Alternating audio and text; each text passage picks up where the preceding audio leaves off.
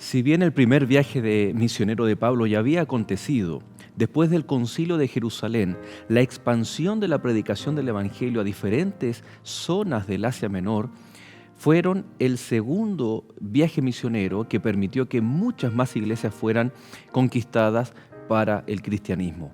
Hoy vamos a ver este maravilloso proceso en el cual el Evangelio se expande en estas regiones remotas. El segundo viaje misionero del apóstol Pablo. Bienvenidos a Lecciones de la Biblia.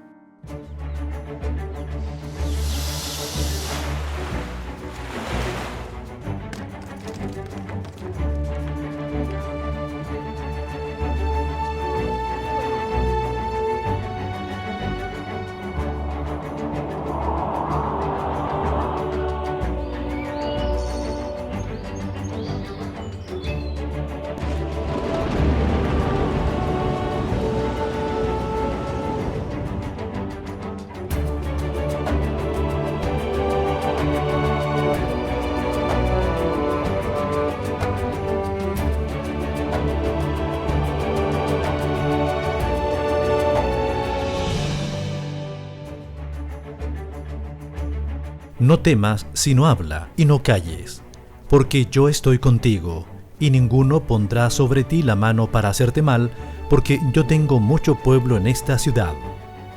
Hechos, capítulo 18, versos 9 y 10.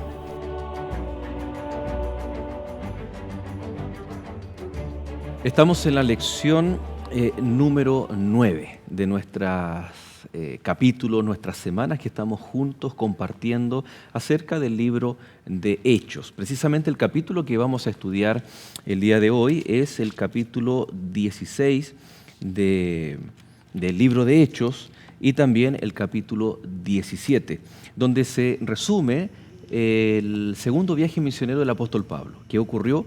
¿Qué acontecimientos fueron los que vivieron? ¿Con quién fue Pablo? ¿Quiénes eran sus compañeros de misión? ¿Podemos nosotros aprender algo acerca de la actitud de las iglesias que recibieron o las sinagogas que recibieron el mensaje y a los mismos apóstoles? Muchas preguntas que desarrollar en el programa de hoy y para eso está nuevamente con nosotros Pastor Ernesto Quesada. Muchas gracias por su compañía. Una vez más aquí estamos para aprender, para sentirnos más cerca del Señor también. Amén. Muy bien. Y gracias también, Pastor Samuel Concha, por acompañarnos una semana más, ¿no? Muchas gracias por estar otra vez con ustedes y gracias al Señor por verlo y saludarlo.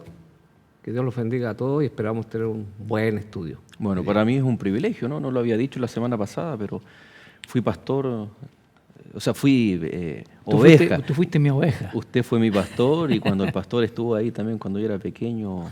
Pero no vamos a entrar en muchos detalles, ¿no? Oye, pero yo di la carta de recomendación para que estudiaras teología. Ah, sí, es verdad, ¿no? Intencionalmente nos hemos sentado así por orden de años en el ministerio. Entonces, cuando vamos a asuntos más complejos, vamos a ir a la experiencia, a la fuerza y también. Así que, bienvenidos, pastores. Muchas gracias por hacer de este programa un programa de conversación, de diálogo, pero basándonos siempre en la palabra de Dios. Y como la vamos a abrir, y sabemos que el abrir siempre la palabra de Dios es una bendición, vamos a pedir, Pastor Concha, por favor, si orar por este estudio y también para que el Señor bendiga a nuestros amigos. Santo Dios, gracias porque tú nos permites reunirnos en torno a la palabra, para revisar, para inquirir en ella las lecciones, las enseñanzas que tú esperas que aprendamos. Bendícenos, Señor, y bendice a todos nuestros amigos que nos ven a través de la pantalla, que están a la distancia, pero gracias, Señor, porque podemos a través de tu Espíritu estar más cerca. Dirígenos con tu bendición. En el nombre de Jesús, amén. Amén. Después del Concilio de Jerusalén, que habíamos estudiado en el capítulo anterior, están las cartas, está el apoyo de la iglesia cristiana desde Jerusalén para poder realizar esta predicación del Evangelio con mayor vehemencia. Uno dice, si ya Pablo había sido vehemente, valiente, para ir a predicar, enfrentar amenazas de cárcel, apedreamiento, etc. La pregunta es, ¿alguno de nosotros se hubiese animado para seguir yendo aún más lejos a lo desconocido? ¿Qué era lo que apasionaba a Pablo? ¿Por qué lo motivaba incluso a poner su vida, su integridad para la predicación del Evangelio? Bueno, yo creo que toda esta respuesta a la misión que el Señor nos entrega y que en ese momento tenía Pablo, no creo que el ser humano es capaz de poder tomar un desafío así y llevarlo adelante. Yo creo que estos hombres eran llenos del Espíritu Santo y eso los habilitaba. El Espíritu Santo les daba herramientas adicionales para enfrentar a la violencia, para enfrentar la envidia, para enfrentar todas esas paredes que pareciera que se oponían al Evangelio y a la predicación. Y Pablo era un hombre que recibía tanto castigo, pero igual estaba de pie otra vez y predicando con el mismo entusiasmo. Yo creo que eso habla de qué espíritu lo estaba gobernando, administrando y dirigiéndolo. Y había algo en el corazón también de ellos, y les aprovecho de preguntar, ¿acostumbran ustedes a visitar a los hermanos que en algún momento de sus ministerios fueron pastores de ellos? Justamente conversábamos no hace mucho, el deseo personal, a mí me encantaría volver a visitar, y de hecho esperamos junto a mi esposa, volver a visitar a todas las iglesias que hemos pastoreado. Ahora, sin duda, me pongo en el lugar del apóstol Pablo, creo que podemos de una u otra manera hacerlo. Uno en todo lugar que ha visitado siempre genera buenas amistades, iglesias preciosas, uno quiere saber cómo va la obra, si ha avanzado. Creo que el apóstol Pablo, aún conociendo todos los riesgos que eso implicaba, el amor hacia la iglesia, el amor hacia los hermanos era más fuerte. A él no le importaba lo demás. Él iba con credenciales divinas.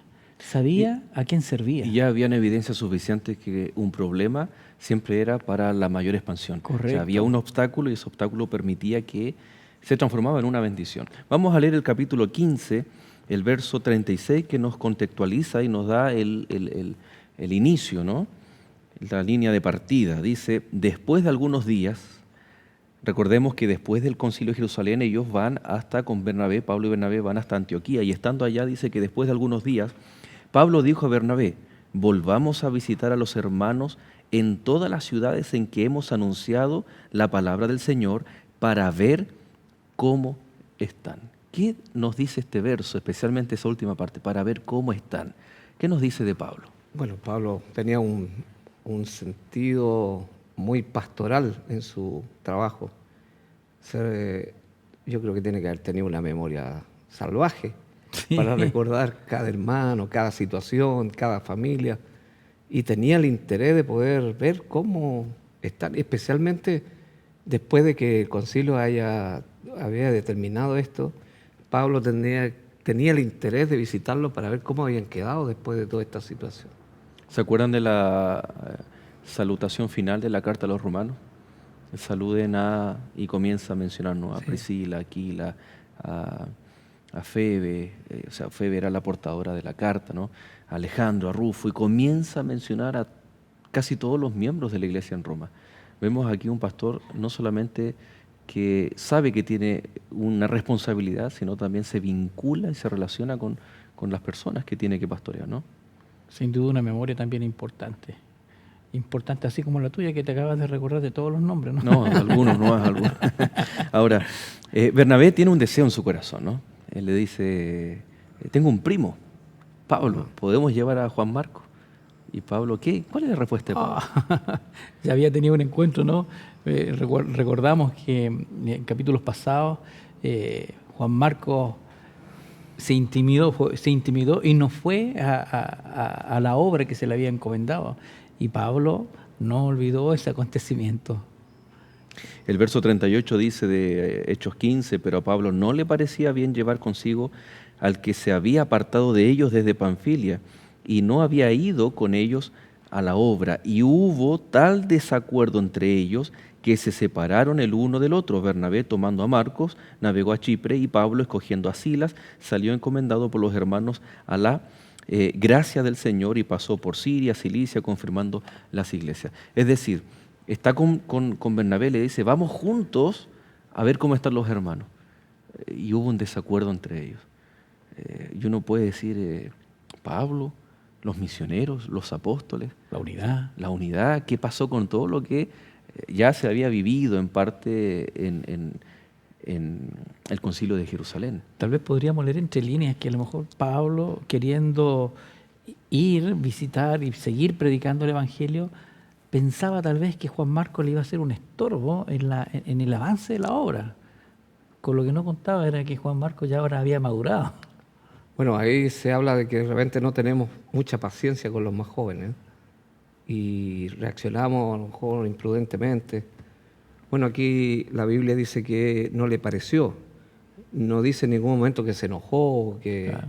pero igualmente se produjo una situación que de repente cuando hablamos de la unidad, a lo mejor no pensamos que pueden haber, diría, puntos de vista distintos, diferentes. Divergencia. Divergentes, y yo creo que esto fue para bendición. Ujú. Justamente porque ahora ya eran dos parejas Sí. que iban a alcanzar dos lugares diferentes. Finalmente, todas las cosas a los hijos de Dios le vienen a bien. Siempre la Biblia es selectiva, ¿no? Cuando escoge un relato, y Lucas en este caso, la revelación, la investigación que él realiza se queda con el protagonista que es Pablo. No sabemos qué pasó a grandes rasgos con Bernabé y Juan Marcos en Chipre, pero ya sabemos que Bernabé era originario de Chipre, por lo tanto él iba también a su tierra a fortalecer a la iglesia. Pero la Biblia, el relato se queda, el libro de Hechos, con lo acontecido con Pablo y Silas. ¿A dónde se dirigieron? ¿Cuáles fueron las primeras iglesias que ellos comenzaron a visitar para saber cómo estaban los hermanos? Bueno, aquí dice el capítulo 16, 1. Después llegó a Derbe y a Listra. Y aquí había allí cierto discípulo llamado Timoteo. Miren quién aparece aquí, ¿eh? Ujú. ¿Quién aparece aquí? Hijo de una mujer judía creyente, pero de padre griego. Así que, en primer lugar, Derbe y Listra encontraron a un campeón de lo que fue la predicación del Evangelio. Pues. El primer viaje misionero, ahí hay un fruto, ¿no? Ahora, qué interesante que Pablo le podría haber dicho, vamos a hacer un caso bien hipotético, ¿no? Mira, Silas, como tú no nos acompañaste en el primer viaje, mira, fíjate aquí, ¿te das cuenta de esta cicatriz? ¿Te das cuenta que yo no puedo estirar el brazo hasta atrás? Yo te voy a contar por qué. Porque en esta ciudad yo fui apedreado, fui arrastrado y me dieron por muerto. Así que, mira, pasemos de largo mejor, no entremos. Deben estar bien los hermanos. Eso podría ser el pensamiento de muchos de nosotros. Pero Pablo lleva a Silas, no importaban las amenazas, no importaba lo que él había vivido, sino que él entra nuevamente para reconfirmar a los hermanos y mejor aún, se encuentra con un fruto de su trabajo, de la primera predicación ahí en esas ciudades.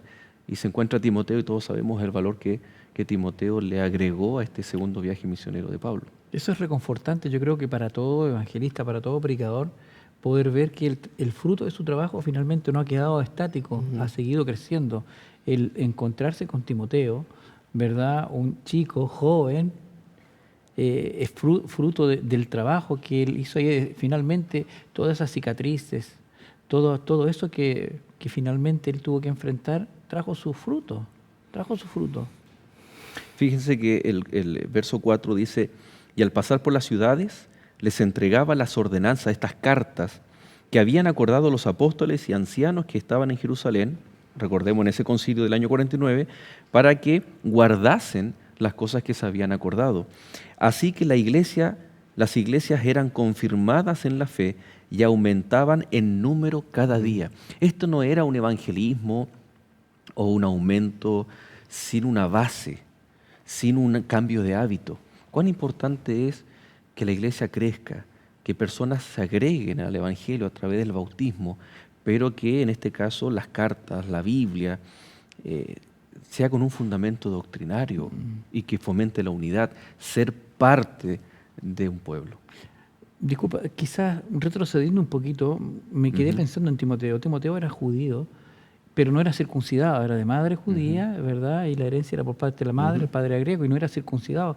Interesante que Pablo, en el verso 3. En el verso 3, Pablo lo hace circuncidarse. Y nosotros vimos la semana pasada que el problema que se había generado por la circuncisión. Sin embargo, Pablo astutamente, ¿verdad? Para evitar tener alguna dificultad, prefiere que él vaya circuncidado por una cuestión más protocolar, digámoslo de esa manera, Sí, aparentemente pareciera que estaría contradiciéndose con lo que se había acordado de... Pero aquí el tema era cómo hacer que la visita de Timoteo pudiera ser más efectiva. Correcto. Desde el punto de vista de la predicación. Y de esa forma uno puede entender... Porque en por qué ningún momento Pablo circuncida a Timoteo bajo un concepto salvífico Claro. o meritorio. Es una cuestión estratégica, porque finalmente él ya había pasado por esos lugares, un lugar complicado. Él sabía que era complicado. Es como, por ejemplo, cuando él declara, al judío me transformo judío y al griego en griego. Correcto. Él en ningún momento transgrede los principios adoptados cuando se convierte en Pablo, en el apóstol. Entonces, porque muchas personas pueden decir, no, si yo voy a compartir con mis amigos, para ganarme a mis amigos, yo voy a compartir. Y estamos bebiendo y comiendo cosas que atentan contra los principios que Dios tiene para sus hijos. Entonces, el practicar esta circuncisión o después hacerme judío o al judío y griego al griego es hasta cierto punto, hay un límite. No es que yo tengo que hacer lo que hace el que no conoce a Dios, o si no pierdo la esencia de ser una luz en medio de las tinieblas. Entonces, qué importante que aquí es una astucia como serpiente, pero a la vez en humildad como una paloma, como fue el consejo de Jesús. Bueno, eso indica también lo difícil que era penetrar las bastiones judías con el Evangelio. El cuidado, Ah, ¿verdad? que había que tener. había que tener, diría, tratar de evitar lo más posible un punto de discusión. Claro. Para que No el se puede, Evangelio- entonces no se puede considerar el acto de Pablo de circuncidar a Timoteo como una falta de fe o de incoherencia, sino de prever una situación que si bien en la Biblia no aparece porque se hizo previsión previa, ¿no? Antes. Pero si la pregunta es, ¿qué hubiese pasado si no Timoteo no se circuncida? Hubiese sido puesto en tela de juicio incluso hasta la predicación o el ministerio del mismo apóstol Pablo. Y hubiese impedido llegar con la predicación donde él pretendía llegar, sin duda. Esta estrategia, esta astucia, le permitía poder predicar el Evangelio donde él quería apuntar. Recordemos que siempre el apóstol Pablo en su corazón anhelaba ver algún resultado en su pueblo. Podemos ver tal vez que esto se llama una contextualización para evitar barreras para el Evangelio. Sí, hay contextualización que no afecta a los principios fundamentales del Evangelio. Si el apóstol Pablo decía en circunciso, circuncidado, da la misma, como decimos. Pero así que el hecho de que se circuncidara a Timoteo no iba a afectar para nada toda la estructura del Evangelio. Solo era una estrategia para poder llegar con mayor facilidad a los judíos. No era una cuestión salvífica. Exacto. Claro. El verso entonces dice, verso 5, así que las iglesias eran confirmadas en la fe y aumentaban en número cada día. Vamos a ver entonces de qué manera, a la vuelta de este corte, de qué manera iban creciendo, no exentas de problemas y dificultades. Cómo Pablo enfrentaba los problemas y dificultades, de qué manera el Evangelio, bajo circunstancias culturales, prejuicios, preconceptos, pero el Evangelio salía airoso y victorioso. No se separe, permanezca en compañía de lecciones de la Biblia. Ya retornamos aquí en nuestro estudio de hoy.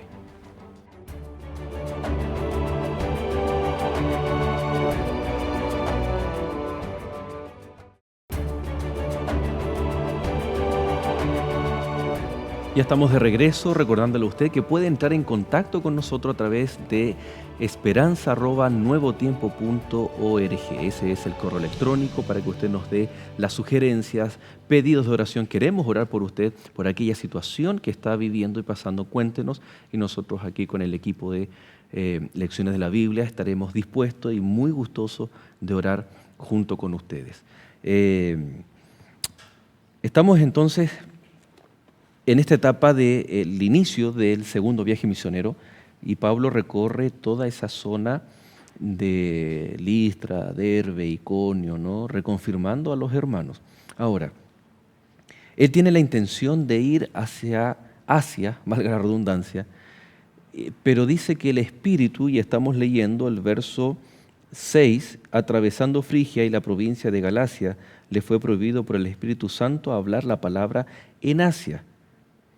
Pero cuando llegaron a Misia intentaron ir a Bitinia, pero el Espíritu no se los permitió.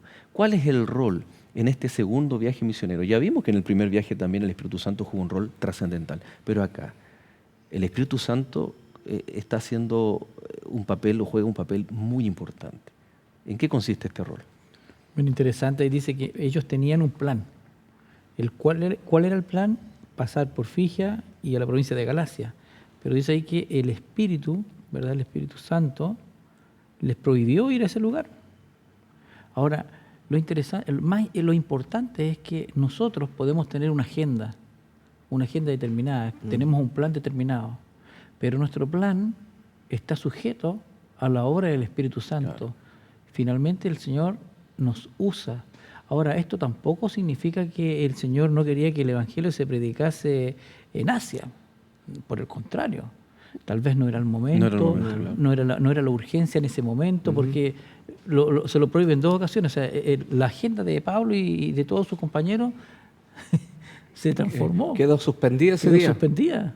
Uno se podría preguntar qué está pasando aquí, ¿no es cierto? Claro.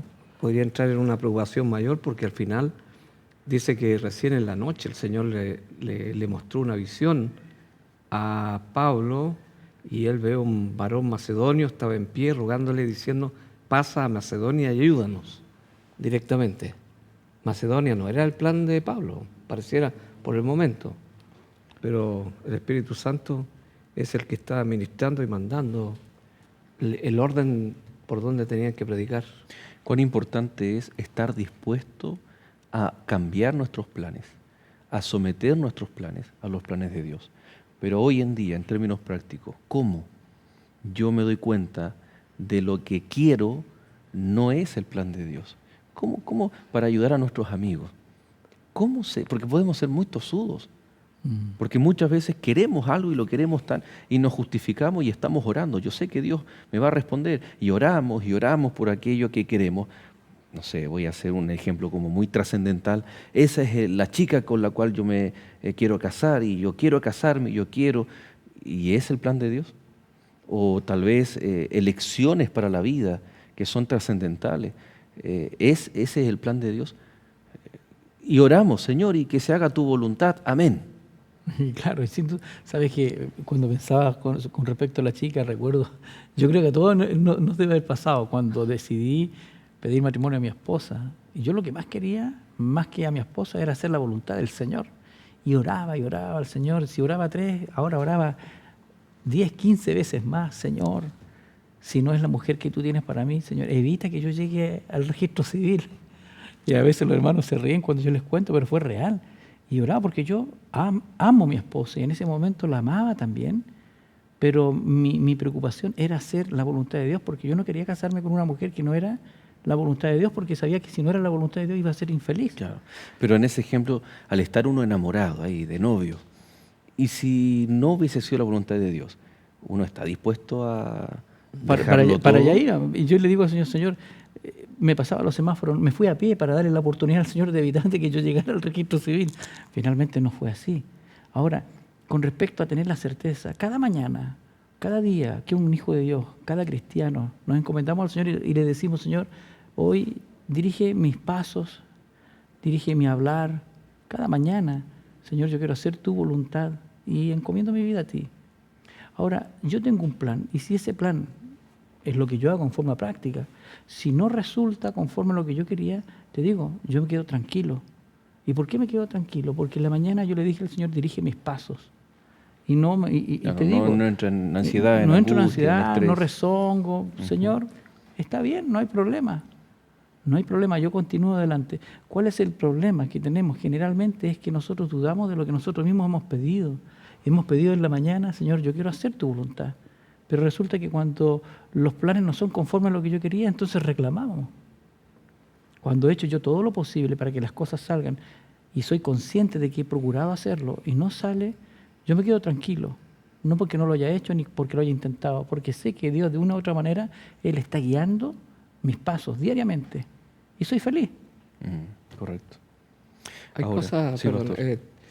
cosas que se dan muy fácilmente. Uno planifica y se va el día en todo lo que uno hace. Pero cualquier contrariedad o cualquier problema o dificultad, ahí nosotros necesitamos ser sensibles. Porque podríamos pensar, bueno, yo tengo que insistir porque yo tengo que ser constante, yo tengo que insistir, yo tengo que conseguir eso. Claro.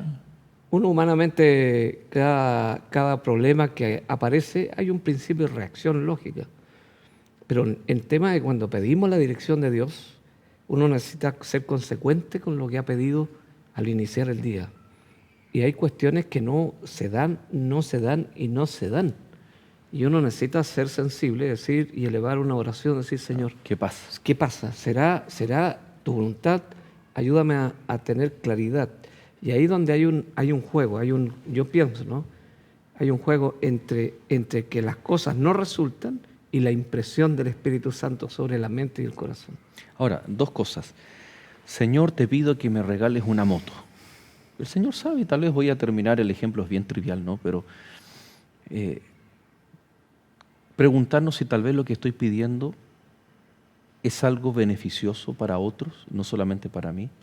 Y el otro concepto es, Pablo vio en visión, tuvo un sueño, una visión. Fue una orientación y dirección del Espíritu Santo sobrenatural, una revelación del Espíritu Santo. Y la otra cuestión es, ¿cómo yo sé cuál es la revelación de la voluntad de Dios para mi vida?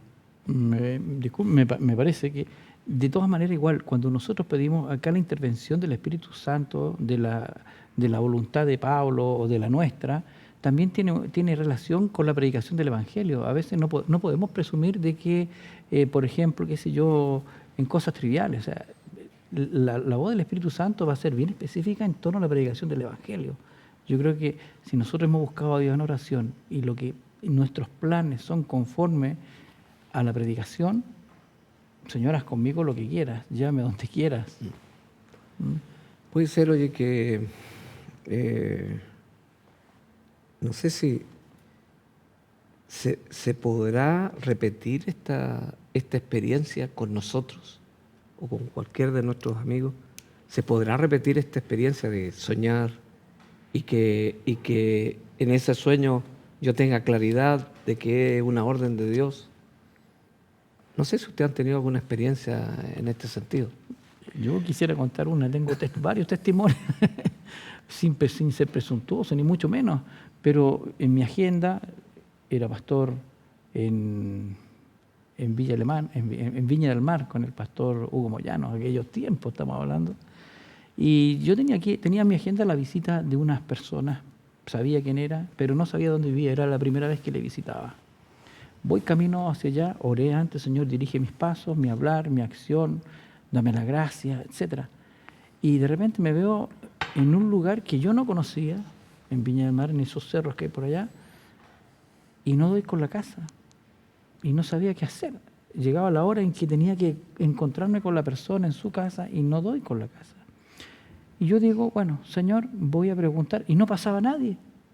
Y se me ocurrió ir a un departamento, entre tantos departamentos que habían, y golpeé la puerta de una casa. Tac, tac. Y me abre la puerta una persona y me dice, pastor, lo estábamos esperando. No era la familia que yo iba a ver, era otra familia, que en oración estaban pidiendo que el pastor fuera. Yo no sabía que la persona que iba a ver estaba enferma, pero ellos abrieron la puerta y me dijeron, y era el momento, y sabes tú que estaba reunida toda la familia, no estaba en mi agenda, en mi agenda estaba ir a ver a otra persona. Te digo, y me sorprendí, le di gracias, y me emociona contarlo incluso, porque ¿quién soy yo? Pero es ahí cuando nosotros nos damos cuenta que verdaderamente el Espíritu Santo está dirigiendo nuestro accionar. Ahora, lo importante es que nosotros no dudemos de que Dios lo está haciendo. ¿Somos hijos de Dios? Sí, somos hijos de Dios. ¿Está dispuesto el Señor a obrar en nosotros? Sin duda. Pero no dudemos de los pasos que el Señor nos quiere hacer dar. Correcto. Ahora, la actitud como Pablo, después de recibir esta visión, dice el verso 10, cuando vio la visión enseguida procuramos partir para Macedonia, dando por cierto que Dios nos llamaba para que les anunciemos el Evangelio. Él reconoce que es algo divino, no es de repente. Ahora, ojo, que hay sueños y sueños. Yo me he encontrado con hermanos, con personas que dicen, pastor, soñé, y no quiero dar ejemplos, ¿no? Pero soñé esto. ¿Qué significa? Y estamos tan en el límite de irnos al otro extremo. Hay programas de televisión, intérprete de sueño, y soñar esto significa esto, soñar esto otro, dinero, que la muerte, que va a nacer un niño. Entonces, cuidado, algunos sueños que nosotros tenemos son originados tal vez por el cansancio de la vida diaria, son originados tal vez por anhelos o ansiedades que tenemos. Y no todo lo que soñamos necesariamente significa algo. ¿Sí? Exacto. Y sí podemos tener un sueño en donde Dios nos está hablando, donde Dios nos está mostrando. Ahora, creo que el ancla, porque si no queda una experiencia muy mística. No, hoy Dios me habló, me dio una señal porque un pajarito se puso en mi ventana. ¿Será así? ¿Será que Dios tiene una revelación aún más concreta y clara y que los apóstoles no tenían? Porque nosotros hoy en día tenemos la Biblia completa, ellos tenían solo el Antiguo Testamento. Entonces, ahora esa revelación, que en el caso de Pablo fue un sueño de un varón macedonio, ahora yo tengo que someter mi vida y preguntarle a la palabra de Dios, Señor, ¿será que este viaje, será que esta decisión, será que esto está de acuerdo a tu palabra? Y encontrar en la palabra de Dios la respuesta de Dios. Entonces, ante la falta, hemos visto, ¿no?, que hubo don de lenguas en la casa de Cornelio para garantizar y que Dios diera evidencia de que Él estaba con ellos. Aquí es exactamente lo mismo. Fue a través de un sueño. Ahora, lo que usted decía, pastor, es cierto que Joel profetiza que en el tiempo final habrán sueños, visiones. No estamos en contra de eso, pero cuidado, no todo lo que soñamos, no todas las cosas que ocurren a nuestro alrededor son señales divinas. ¿Por qué? Porque si no estaremos obviando la palabra de Dios. Y aquí está la revelación también de la voluntad del Señor. Mismo Jesús dijo, no todo el que me dice Señor entrará al reino de los cielos, sino el que hace la voluntad de mi Padre. Y esa voluntad está expresada ahí en su palabra, ¿no? Bueno, por otro lado, siempre Satanás está listo para poder intervenir y tratar de cambiar los significados tan importantes como estos. Y aparecen personas, como tú decías, que cualquier sueño lo podrían traducir como un llamado, como que el Señor está mostrando, que se ve eso, entre paréntesis. Pero bueno, aquí hay una certeza única, ¿no? Que ellos reconocían que realmente el Señor... No hay duda. No hay duda.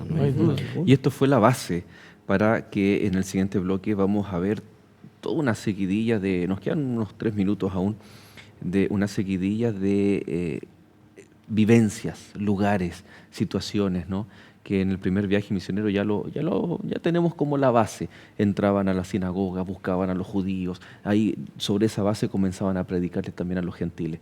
En Filipos llegan a Filipos, ¿no es cierto?, que es la ciudad más destacada, y tienen una experiencia positiva y una negativa, a los ojos del ser humano, ¿no?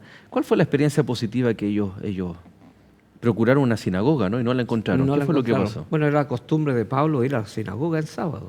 Y al parecer tuvieron que ir a otro lugar porque no había ahí una sinagoga. Dicho sea de paso, Pablo iba a la sinagoga no solamente a predicar el Evangelio, sino porque él necesitaba congregarse y adorar en el día de reposo sábado. Y bueno, pero en ese lugar no había una sinagoga y fueron, dice aquí, de allí a Filipos, que es la primera ciudad de la provincia de Macedonia. Estoy leyendo el verso 12 del capítulo 16. Y una colonia, y estuvimos en aquella ciudad algunos días. Y un día de reposo salimos fuera de la puerta junto al río, donde solía hacerse la oración, y sentándonos hablamos a las mujeres que se habían reunido. Así que estaban había adoración y en el día de reposo. No estaba el lugar físico, la sinagoga, pero sí estaba. Y a orilla del río. A orilla del río, que es el lugar más hermoso para poder estudiar, confraternizar con los hermanos. Y dicho de paso, Ezequiel, cuando estaba, ¿no es cierto?, en Babilonia, y no había tampoco una sinagoga, era un río, ¿no? Él dice, estaba junto al río de Quebac, y ahí él recibía sus visiones en otras palabras, actitud también, de adoración. El que no haya una sinagoga, el que no haya una iglesia, no significa que no me congregue. Claro. Aunque el desafío es www.encuentrounaiglesias.org, va a encontrar una iglesia cercana. Y va a haber una iglesia cercana. Así es. Bueno, encontraron a una persona adorando a Dios ahí está. Y encontraron una mujer llamada Lidia, vendedora de púrpura de la ciudad de Tiatira, que adoraba a Dios y estaba oyendo, y el Señor abrió el corazón de ella para que estuviese atenta a lo que Pablo decía. ¿Qué te parece? Y fue bautizada, ¿no? Dice fue bautizada. Cuando fue Y su bautizada familia. y su familia nos rogó diciendo, si habéis juzgado que yo sea fiel al Señor, entrad en mi casa, posad, y nos obligó a quedarnos. O sea, la conversión de una persona. Ella adorando a Dios, pero con esta restricción que los mismos judíos habían puesto, y ahora que sí se podía, entre comillas, ¿no? Ser bautizada, ser recibida dentro, pertenecer al pueblo de Dios, sin la necesidad de guardar estas leyes que ya no tenían vigencia. Entonces vemos que ella, en su gozo y alegría, les ruega que se queden allí en Filipo. Vamos a separarnos unos momentos, porque hay un aspecto interesante en Filipo que podemos tal vez decir que fue algo negativo, pero que se transformó en más ganancia de personas para el reino de los cielos. Queridos amigos, no se separe, vamos al último bloque, así que permanezca en compañía de lecciones de la Biblia.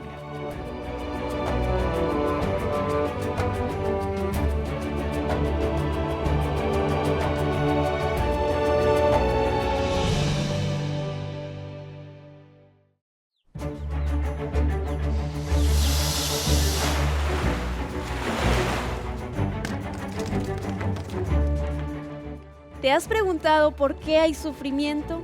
¿Cómo es Dios? ¿Cómo hablar con Dios? ¿Cuándo volverá el maravilloso Jesucristo? Estos y otros interrogantes serán resueltos en este material denominado La Biblia Habla.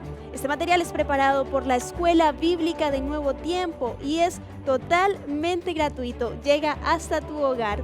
Para solicitarlo, solo debes escribirnos a esperanza@nuevotiempo.org o llamarnos de inmediato a los teléfonos que aparecen en pantalla.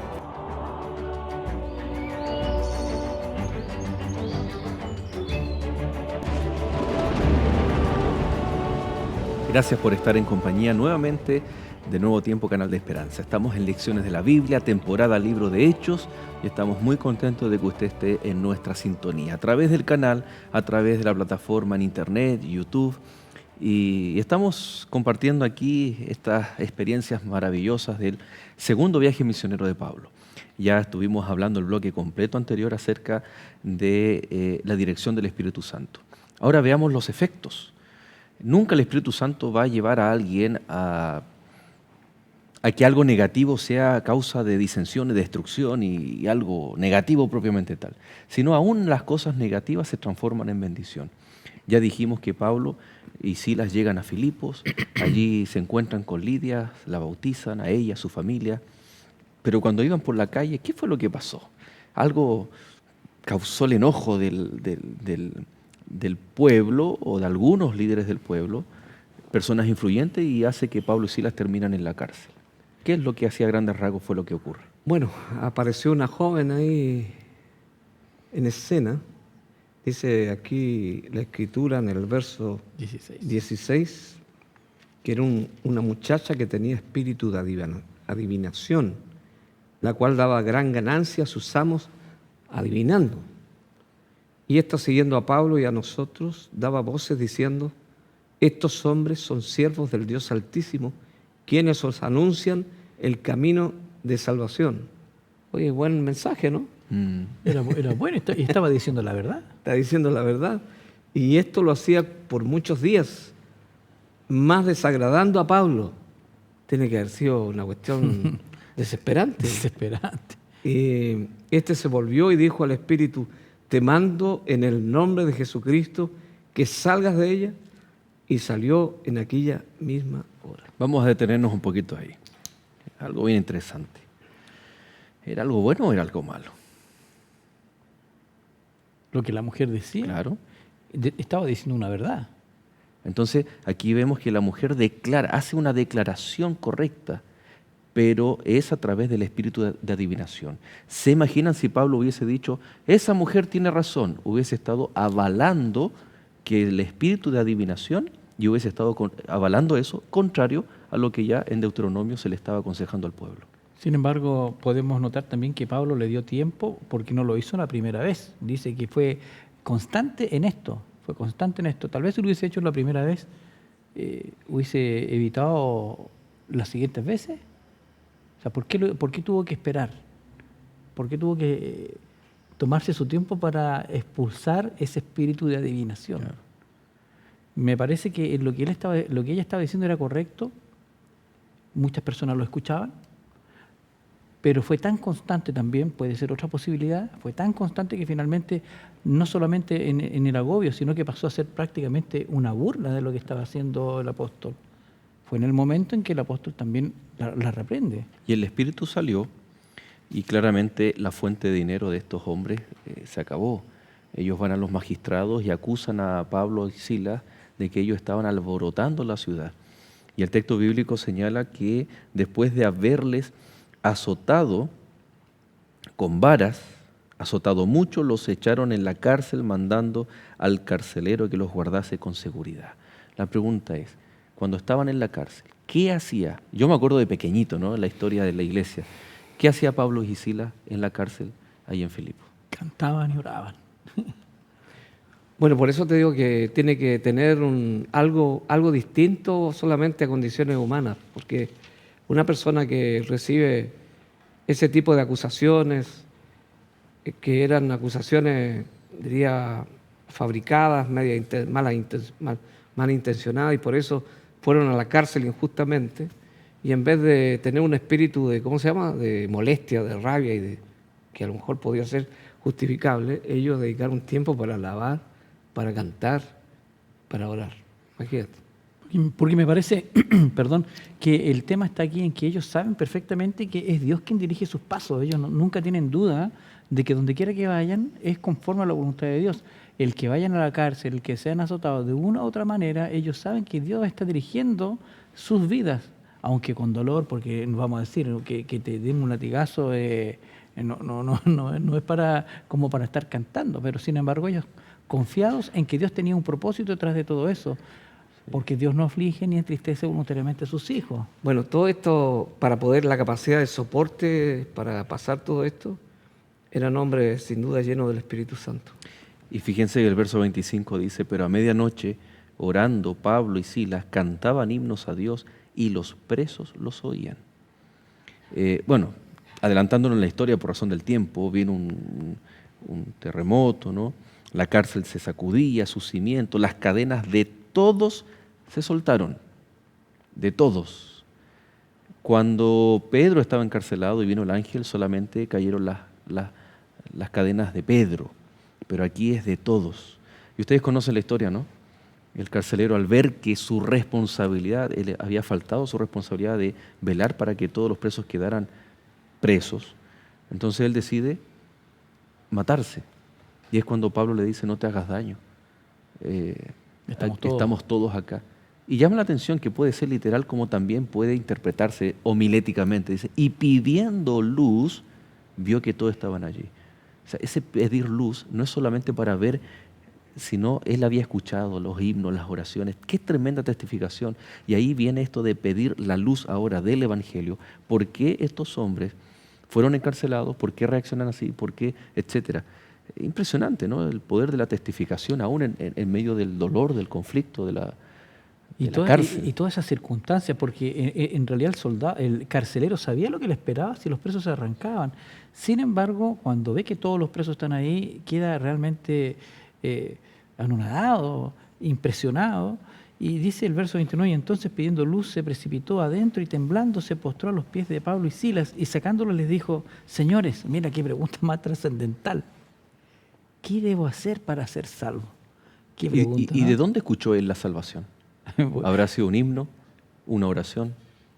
Pero qué importante que la influencia salvífica que generó Pablo y Silas, no solamente en el carcelero, sino también en los que estaban los otros presos. En todos los presos. Podrían haber huido ellos y estaban fácilmente, todos ahí. pero era el mensaje poderoso que ellos tenían en ese momento, impidió incluso que ellos se fueran. ¿Qué himno habrán cantado? ¿Qué himno habrán Creo que ha sido cantado? un himno de la salvación, pues, Sin duda. de Cristo.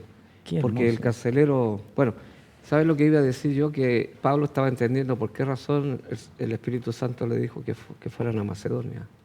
Seguramente este carcelero estaba en algún momento dedicando tiempo para pedir al Señor que le ayudara a encontrarlo.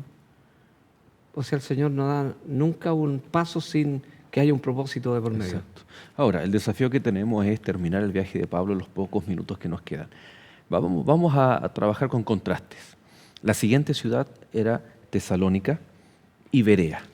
dos ciudades que se contrastan entre sí. ¿Por qué? Tesalónica, muchos griegos creyeron, pero los judíos también causaron un alboroto, mientras que en Berea encontramos una iglesia que todo lo prueba a través de la Escritura. Interesante el contraste, ¿no? Es interesante el contraste, pero yo no quisiera que pasáramos al otro lado sin darle la respuesta a la pregunta que hizo ¿qué haré para ser salvo? ¿Qué haré para ser salvo? Y allí lo dice clarito, ¿no? Cree en el Señor Jesucristo y serás salvo tú y tu casa. Qué hermoso. Cree. Exacto. Mientras en Tesalónica eran acusados de revolver a la ciudad, de trastornar el mundo entero, ellos han venido aquí también, entonces, mientras que en Berea son recibidos y bienvenidos los apóstoles, ¿no? ¿Qué marca la diferencia? ¿Qué estaban haciendo los bereanos? ¿Qué tenían ellos, los bereanos, que no tenían los de Tesalónica? Bueno, ahí el término es noble, eran más nobles que los de Tesalónica. ¿Qué es lo que lo hacían más noble? Verso 11 dice, esto eran más nobles. Era más noble, porque Tesalónica demostraban su mal espíritu, su mala actitud. Tenían un espíritu combativo, violento. Qué interesante la diferencia de un lugar a otro, claro, en actitud, en personas. Y dice, pues recibieron la palabra con toda solicitud, escudriñando cada día las Escrituras para ver si estas cosas eran realmente así. O sea, eran personas, más que escépticos, eran personas que basaban su experiencia religiosa en la palabra de Dios, en las Escrituras. Correcto. Ahí podemos ver también, ver la diferencia entre una ciudad y otra. Hoy día también se da, hay características particulares de las ciudades. Hay algunas ciudades que son más receptivas que otras. Y aquí podemos ver que los bereanos eran nobles y estaban dispuestos, querían escuchar la palabra de Dios, escudriñar la palabra de Dios, comprobar si realmente esto provenía de la palabra de Dios. Sus bases, sus fundamentos de vida, finalmente lo llevaron a la palabra de Dios. Lo otro que yo veo es que Pablo no hacía esa diferencia. Esa diferencia la encontró. Porque pudo haber dicho, bueno, yo no paso a Tesalónica porque estos son recontra. Estos son complicados. Sino que él enfrentó Sí. esa situación Y a tal punto que incluso va hasta Atenas, que podemos decir que era un lugar en donde la filosofía grecorromana era la expresión máxima, el pensamiento humano. ¿Y qué ocurre ahí en Atenas, así rápidamente? Bueno, él descubre de que hay Es invitado, es llevado al Areópago, ¿no? Claro. Donde estaban filosofando, todo. Pero ¿sabe qué es lo que me llama la atención? Que Pablo cambia la estrategia ahí, ¿no? Cambia la estrategia en vez de recurrir a la sinagoga. a la historia y todo lo demás, como acostumbraba a ir a hacer un desarrollo histórico y teológico. Aquí cambia de estrategia y comienza a hablar en forma distinta, diferente, adaptándose a los pensadores que habían ahí, pues, para lograr su atención. Y por poco lo hace, ¿no? Por poco, pero cuando habla de la encarnación de Cristo, su muerte y resurrección, ellos dijeron, cuidado, eso no es propio de un Dios, ¿no? Con minúscula. Pero aún así, dice el texto bíblico, que en Atenas, después de que ellos dijeron, no creemos esto, miren lo que dice el verso 34, más algunos creyeron juntándose con él, entre los cuales estaba Dionisio, el Areopagita, una mujer llamada Dámaris y otros con ellos. Es decir, aún así, aunque no era el éxito esperado, en Atenas hubieron conversiones.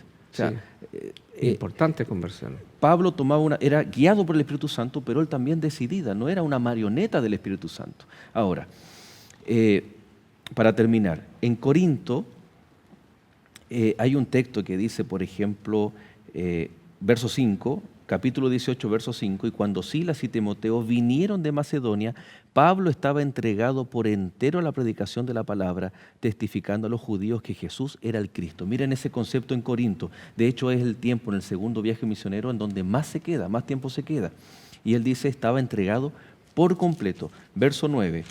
Ante las adversidades, entonces el Señor dijo a Pablo en visión de noche, no temas, sino habla y no calles, porque yo estoy contigo y ninguno pondrá sobre ti la mano para hacerte mal, porque yo tengo mucho pueblo en esta ciudad. Y por eso se queda alrededor de 1 año y medio, 2 años ahí en Corinto para ejercer un ministerio. Es interesante cómo Dios fue dirigiendo al apóstol Pablo, a sus compañeros, que incluso las situaciones negativas, cárcel, ser echado, no ser bien recibido, era la forma que Dios tenía para que el Evangelio fuera aún más próspero, para alcanzar a personas que de alguna otra forma, si no hubiese sido encarcelado, el carcelero no se hubiese convertido y quién sabe también el resto de los presos. Querido Pastor Ernesto, creo que hemos terminado ya el capítulo de hoy. Es importante hacer un llamado a nuestros amigos. Cada vez me impresiona más la obra del Espíritu Santo en la vida de aquellos hijos que están dispuestos a recibirlo.